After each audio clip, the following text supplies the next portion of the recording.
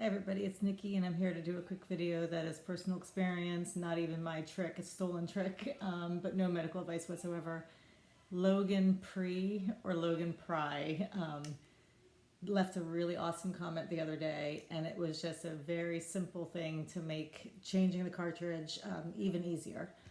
So basically I went from really disliking the cartridge change because it felt like it was very time consuming and lots of very special, steps that weren't necessary in other changes, to feeling like it's a super easy and super quick thing, nothing to dread whatsoever. And now with this trick, which I'll show you in a second, makes it even easier. So Logan Pri, thank you very much for showing me this. And the trick is when you have to remove the cartridge, there is a key that comes with it. I have lost the key. I lost the key a year and a half ago or whatever it was. I am in the habit of jumping up and grabbing a nickel or a butter knife every time I have to pop out the cartridge. That's not the end of the world, but it's one more thing to make me dread the change if I've sat down, spread everything out, started it, and realized I've forgotten to grab this thing.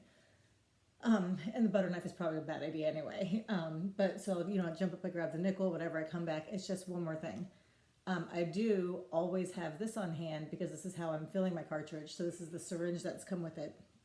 And what Logan's comment is that the little wings on the end of it will fit perfectly.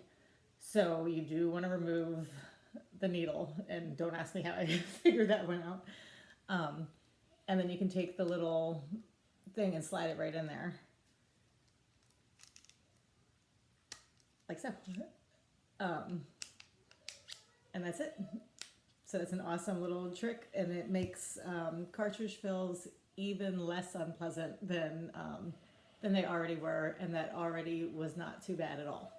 So that's it. Thanks for watching. Hope everybody is staying home, staying safe, and staying busy and happy. Okay, bye.